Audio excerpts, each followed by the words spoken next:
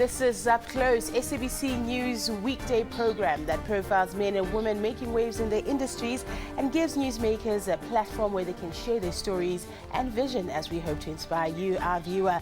I'm Tshepang Motsekuoa. Stay tuned for the next half hour as we talk to newsmaker Professor Sipho Seepe.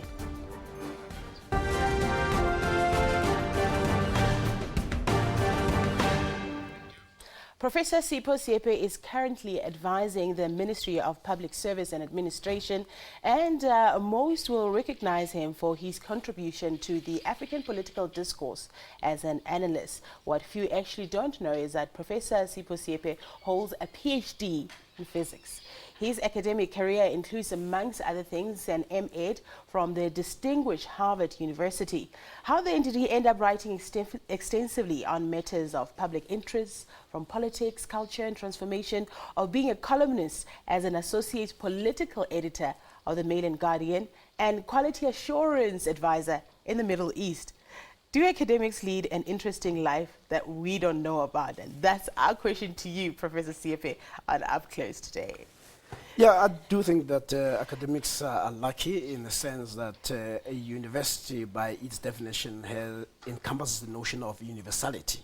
So you are a university professor by virtue of being recognized in your field, but also by the contribution that you make in the field and also elsewhere, and especially in teaching. Yeah. And I have had the privilege of teaching in a number of universities in this country and abroad. I mean, I was among the first people to start the Faculty of Science at Medunsa in the 80s. And I also worked at Vista University, Moratimer College of Education. I was a visiting professor at the University of Massachusetts. I was also senior research fellow in Alliant University in the US, San Diego, California. I studied also in the US, in New York, in the 80s at the Rensselaer Polytechnic Institute. And of course, you have indicated that among other stints of study was at Harvard University. And but like you say, my background is already it sounds very diverse and interesting. Yeah. And as we were saying before we started the show, I spoke to you last night. You were still in Cape Town, and you're here already in Johannesburg. You still live a very busy life. Yes, I think when you work for government, you sort of get abused. You are always called. You have to hop in the plane. You have to work till the wee hours of the morning. But it's quite exciting. And for me, it is these many transitions. Yes. I mean, like you say, most people do not know that my career started as a teacher of physics. And actually, my undergraduate was mathematics and physics as the majors, and actually one of the pride is that I used to be bright then. I mean, my degree was a distinction in mathematics, and I was proud of my university, and got accepted to Cambridge, but I never went to Cambridge. Wow. And wow, Prof. Let's go back there. Let's go and start right at the beginning. I want to get to know the young, clearly very bright Sipho Seepe. Where did you grow up? When did you discover that you had a passion for physics and mathematics? Well, you will say I'm a Sowetan through and through. Born and raised in Naledi. I went to the local school there, and I went to a number of schools, Skanantwana, and then in my high school. But I think the decision to go into mathematics and physics, it was not so much of a choice. It was more, I was rebelling. I was minding my own business, doing standard 7, which is Form 2. Then when we were supposed to go to Form 3, I was told that I was not good enough to do mathematics and physics. They chose that I should go and do history. Not that I had anything against them, but it was more that the choice was made on my behalf. Then I decided to change the school. Then I went to Skanantwana. So it was more of a rebellion than anything else.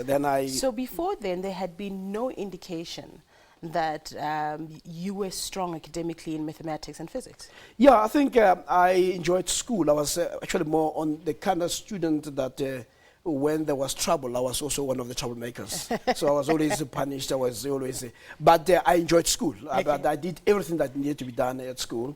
I mean, some of them I will not mention because they are quite embarrassing for my, in my past. But the long and short of it, I was just an average student until I was told that I was not. I was told that I was average. Then I think it was more when the teacher decided that no, you're not good enough to go to Form 3A, which was a junior certificate. And I said, no, I'm going to another school.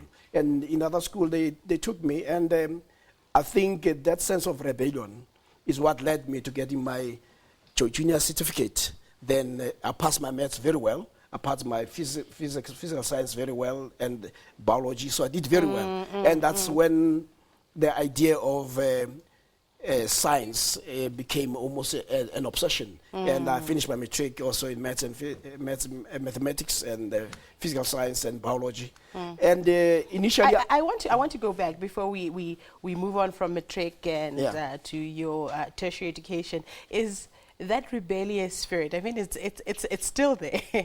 I think if anybody has ever written anything about you, it's still there, and in your columns it's still there. So where does that come from? Well, I think I've always liked to think differently. I mean, even right now, I mean, I'm working on a book, collection of my essays. It's also a shift, but what is consistent is a refusal to be part of the herd mentality. I've never liked the idea of groupthink. So when you see the herd going this way, I always say, maybe we should celebrate a bit of doubt. So I always take a doubtful position. So what it does, it always takes me out. I'm always more on the marginal. And that has always been, even politically. For the sake of just being on the fringe, like you're just a rebel without a cause? No, I think we need to celebrate doubt. Okay. And I do not, and once you have a lot of people thinking in a particular way, that's always a reason for me to doubt their thinking, because often than not, it is easy to jump into the bandwagon and have engaged in mindless activity. But when you start doubting where the group is going, it forces you to think and to ask different questions. So I've always been driven by the idea of doubting what was there. And I think also my training in the sciences also raises those issues, the importance of logic and evidence-based analysis. And in a sense, your degree of visibility becomes increased because you're not part of the crowd. So I've never been part of the crowd. When you were a child, not being part of a crowd, you say you were rebellious and you got into a lot of trouble. I mean, for you to be able to maintain a rebellious attitude, you must have been very confident as well. Well, what were you like as a kid? I think my teachers, even primary teachers, still remember me. Yes. I mean, I was full of life. Okay. And but also, I do think that one was born into the times when there was a much hype activity, there was political suppression, there was political activism, and being a Sowetan, you are infected by the people who are around you politically, the Dr. Mutlana, the Winnie Mandelas, the Mandelas themselves. Then there was also the black consciousness. So one grew up during this time of the strong BC, and the BC by definition was also a rebellious philosophy, a philosophy that refuses to accept what apartheid designed black people to be. That we are Professor, not. I need to take a break. I still want that naughty story. I still want to get it. After the break, we continue to get up close with Professor Sipho Seepe. We'd greatly appreciate suggestions, comments that you have about our shows. My Twitter handle is @Tshepang Motsekuoa. Stay with us.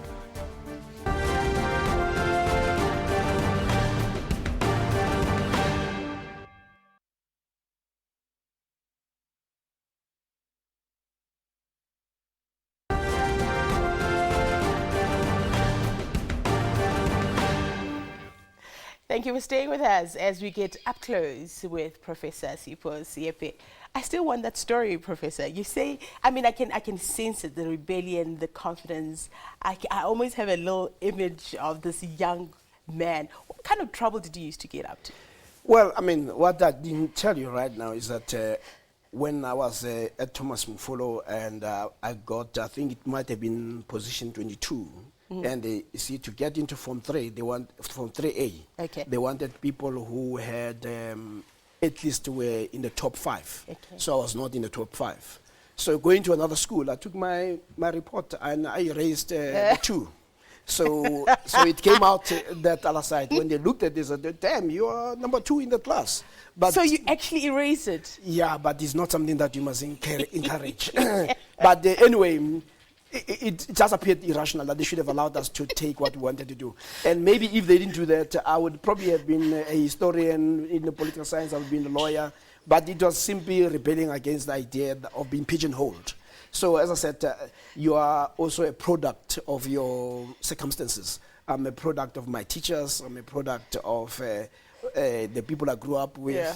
And I'm a product of being born in struggle. So struggle, in a sense, cultivates the notion of refusing to accept the easy answers. And that's what it was. I mean, the rest of my youth is quite embarrassing. You know, I was always involved in fights, like all other kids. We stole stuff at school. Like I say, every time there was somebody to punish or something that has gone wrong, you can rest assured that I'll be among the group that will be punished. You know, so that was, but you know, one has changed. That's you. Yeah. Okay, now and then what happens? You find this passion for maths and mathematics, and you pass well in matric. What happens next?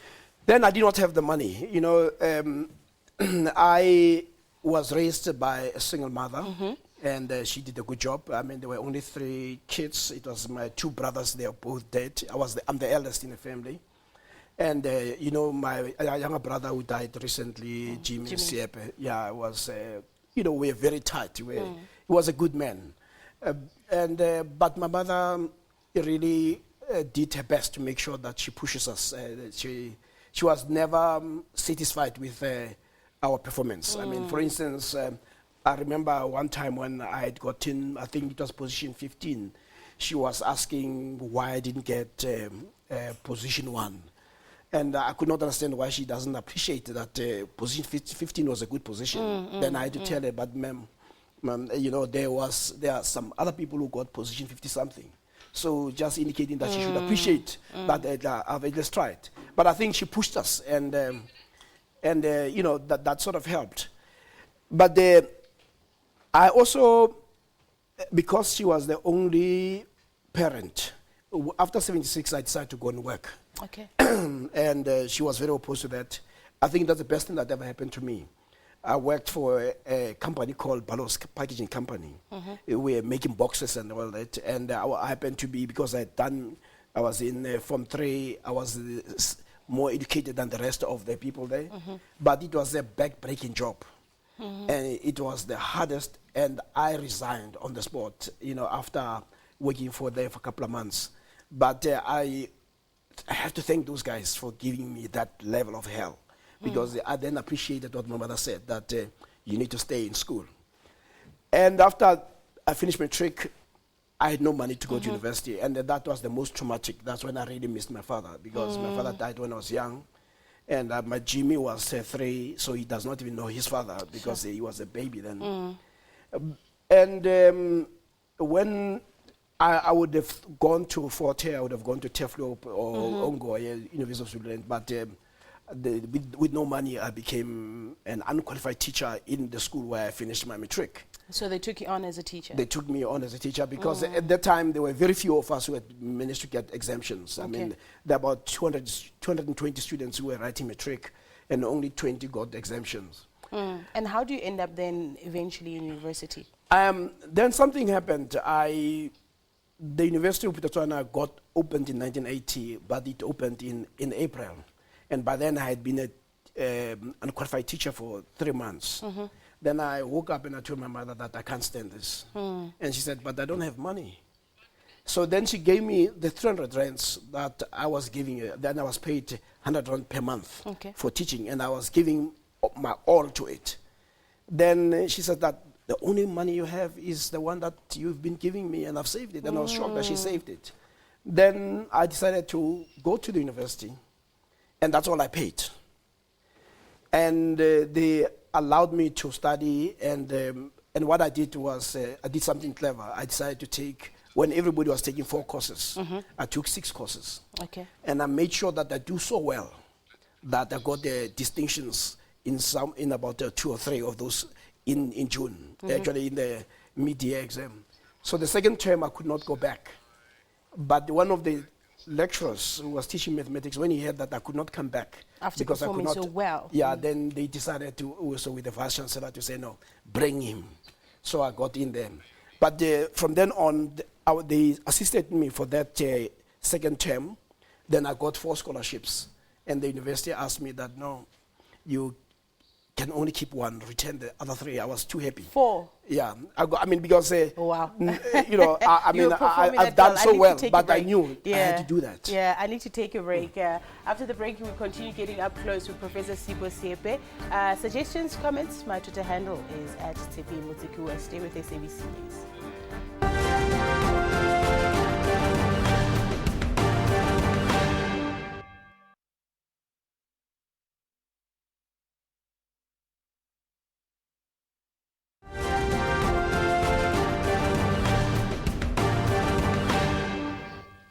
Thank you for staying with us as we continue to get up close with Professor Sipho Seepe. 4 scholarships, you'd proven that if you work hard, you'll be able to get somewhere. You complete that. Take us to one of the periods in your life I think was most influential for a little while, is getting to study abroad. Yeah. What happened is that they just, with the scholarship that I got from Anglo-American, they kept me going for until I finished my degree. But what was also important is that I did not want to be a physicist. I wanted to be a medical doctor. So I took maths, physics, chemistry, and biology. But the person who taught me, who actually changed my life, was a guy called Professor Seepe, who remains my mentor today. He came from Lesotho, and at that time, there were only 2 black people with PhDs in physics. Okay. And when I discovered that there are about 10,000 black medical doctors and not a single black doctor in physics, I changed my mind. Again, I did not want to travel with the majority, so he sort of messed up my life. So despite the fact that I got also to choose physics, I was very angry. I thought I deserved to have gotten a distinction in physics, but I got it in mathematics. So it was 32 years later when my professor of mathematics could not understand why didn't you follow mathematics because you're so good.